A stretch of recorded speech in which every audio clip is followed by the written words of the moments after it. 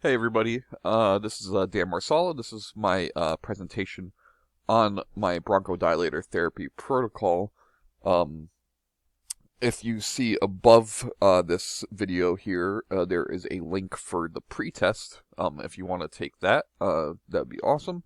And then below the video, there will be a link for the post-test.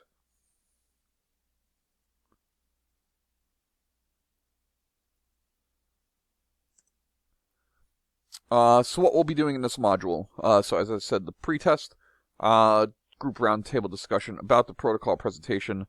Uh, After the presentation, there will be optional hands-on, utilizing patients in the protocol to actually see it in action in person if you choose.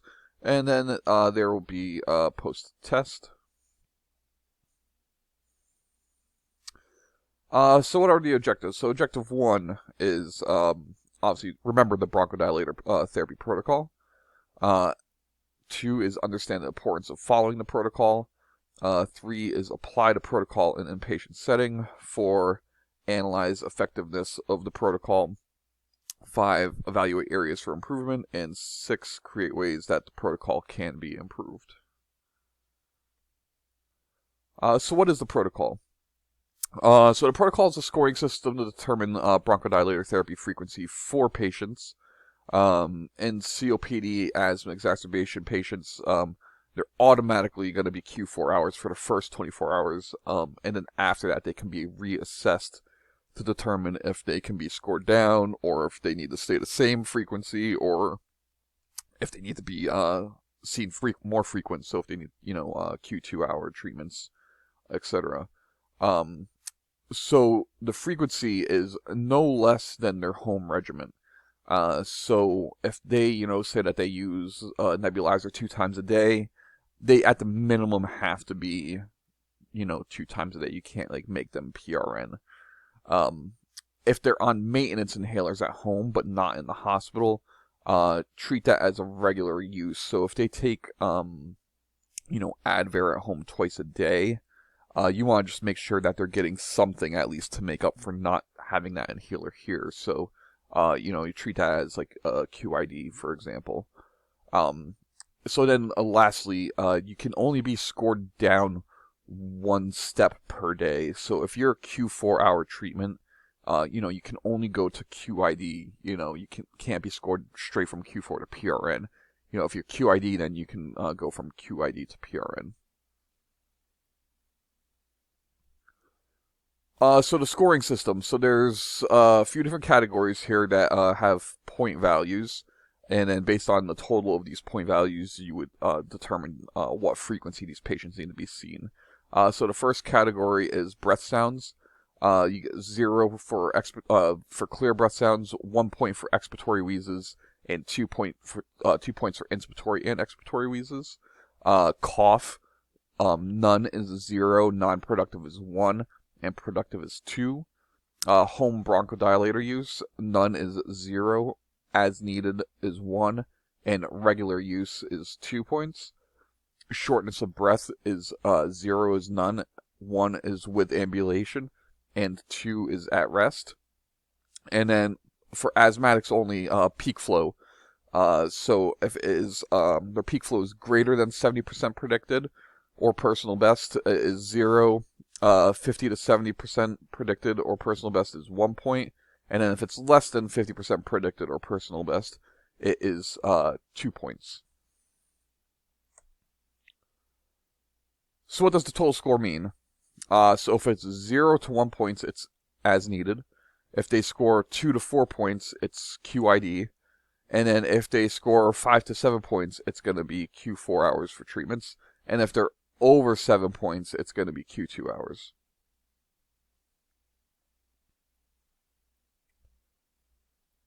So some evidence supporting the protocol. Callum et al. In 2013 showed when compared to physician-ordered aerosol therapy, uh, protocol-ordered therapy lowered cost of care in the inpatient setting from $1,672.85 to $904.53. So it's pretty significant, almost It's almost a 50% reduction in cost of care for patients. So this is patients being seen appropriately, not being over-ordered for treatments and stuff like that. Perry et al. In 2016 showed in pediatric asthma patients, those ordered under protocol-driven therapy had shorter length of stays compared to those that were not. And again, a pretty significant drop, 51 hours versus 76 hours. So it's about 20 hours less short, duration of stay. And then they had no readmissions in the protocol order driven therapy orders in 7 and 30 days in these patients. Coliff et al. 2000 showed respiratory care practitioners directed treatments had a lower rate of discordant care orders when compared to physician directed treatments. So 24.3% in the RCP directed treatments versus 58.5 and 56.8 in the physician directed treatment group. So again, that's over 50% reduction in discordant care. And then Habricht et al. Showed that RT-driven protocols, this is an ICU setting now, RT-driven protocols decrease ICU/hospital days in critical care patients and resource utilization in the ICU compared to physician-driven orders. So that is 1.4 ICU days versus 2.7 and 3.4 days in, and then cost, and 7.1 days, excuse me, and then your cost was reduced from $18.4 thousand to $8,000. That's again a pretty significant drop, and they believe this is more because of the patients are being seen and assessed more on a regular basis. So again, significant cost reduction and shorter length of stay for these patients in the ICU. So why is the protocol important? So patient-focused care. The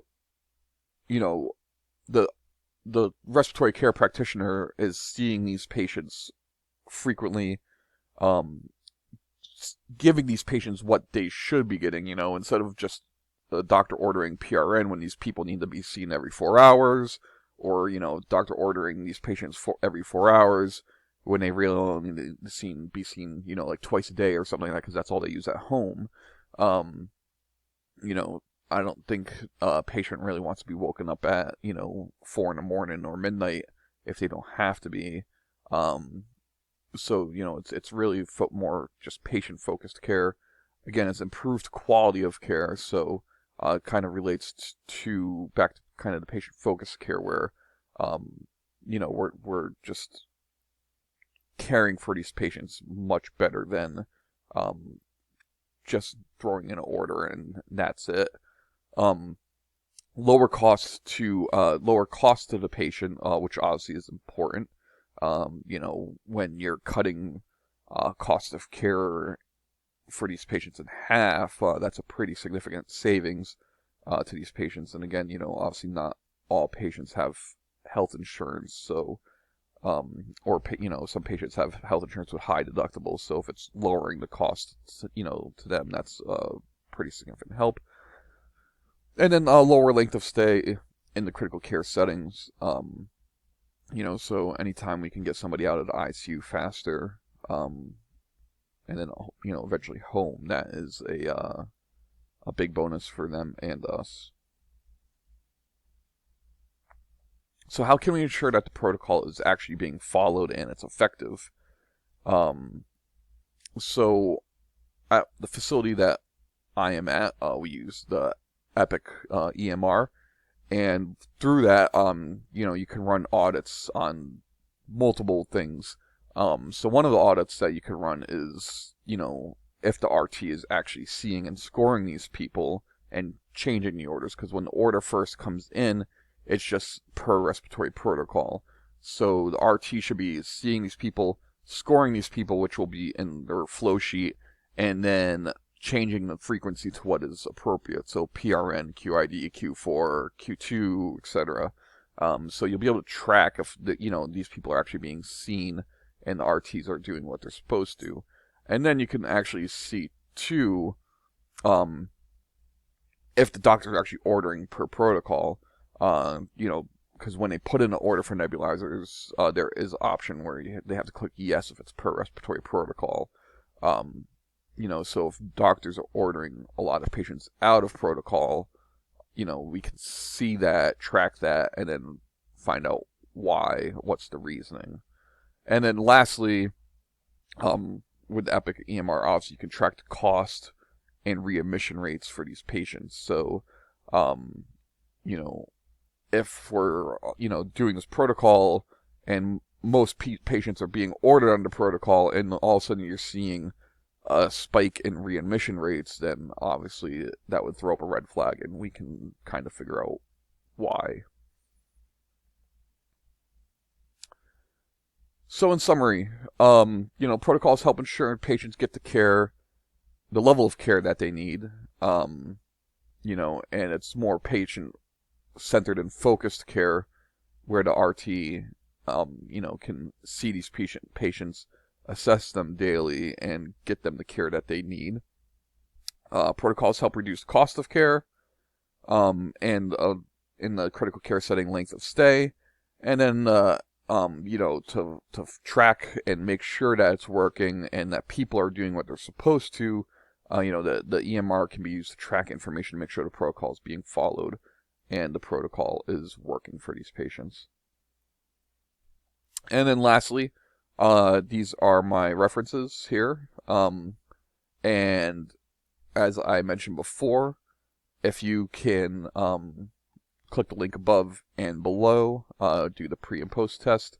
I also am including a PDF of just kind of like a cheat sheet, just like a pocket card that you can keep with the scoring system. Okay, well, thank you very much and have a good day.